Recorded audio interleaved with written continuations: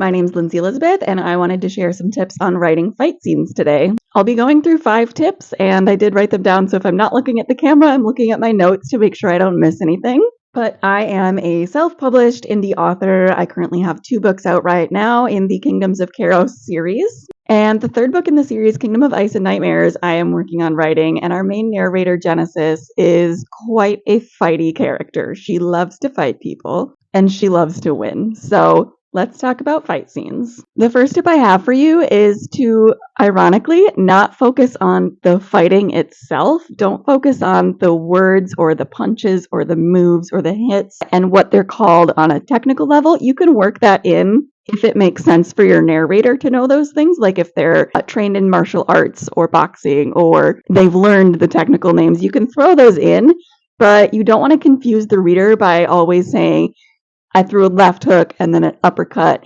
and then I don't know what the fight names, what the moves are, because I wouldn't know that and my characters wouldn't know that. But that's kind of the first tip, is don't focus or don't get too focused on the specific words. Stay focused on more of the emotional journey and the big picture of the physical journey. If your characters are fighting, there has to be a reason for it. So definitely focus more on the emotional side of things, the reasoning behind why they're fighting, what the end goal is for the reason for a physical fight, and have them striving to work towards that goal. You want to keep the language pretty clear, concise, like I said, not getting super into the technical jargon, but you do want to vary your sentence length a little bit to vary the pacing. You can use really short sentences to kind of add that punch and drive the action forward, and then you can use a little bit longer sentence lengths to showcase the emotions, the thought process behind what move is coming next, and more of an internal monologue. Those would be the longer sentences. And you want to kind of intersperse these so that the eyes of your reader don't get tired of seeing short sentence, short sentence, short sentence. You want to have them mixed in, but you don't want it to also feel like in every other situation. So you really just kind of have to trust your gut on the flow of the sentence lengths and how it's pulling the reader through the scene. So as you're incorporating the moves of a fight and what's happening on page, you also want to be aware that they're still in an environment. So you don't want that white room syndrome where you're forgetting about the environment and what's happening around them. You really want to focus on how they can use what's around them to their advantage. Are your characters being thrown through a window? Are they being pushed up against a wall? Is somebody taking a candelabra and smacking somebody over the head with it? Are they using what's in their vicinity to their advantage in the fight?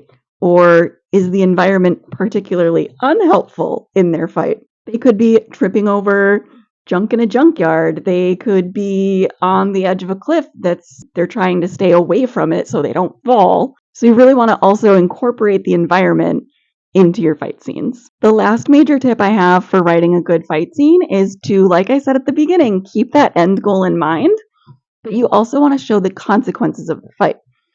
If your characters are at the point of fighting physically, there has been an extreme emotional reaction to something, and you need to know what the consequences of that goal are for them to get in the fight.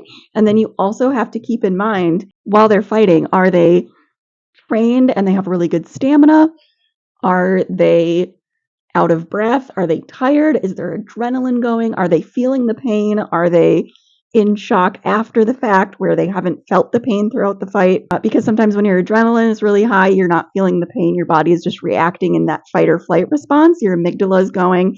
You can look at these psychology terms to really fuel and get these really visceral and human reactions to things. Even just the emotional and mental toll of having to figure out how to get out of a situation safely can be really exhausting. So you need to have your characters react like normal people would in order to make that fight scene feel really realistic and well written. So those are my 5 tips for writing a good fight scene. We had focusing on the emotions and why they're fighting, keeping the language clear and concise and free of technical jargon, switching up your pacing to keep the reader going through the scene in a really organic way, keeping in mind the environment and how they're using it either to their advantage or how it's a disadvantage, and then showing those consequences of the fight in the aftermath. I love a good fight scene, so this was really fun for me to talk about, and I hope it was helpful for you to hear. and take some advice from. If you have any other questions on writing and you just want some of these quick basic tips, feel free to let me know. I would love to be a resource in the writing community.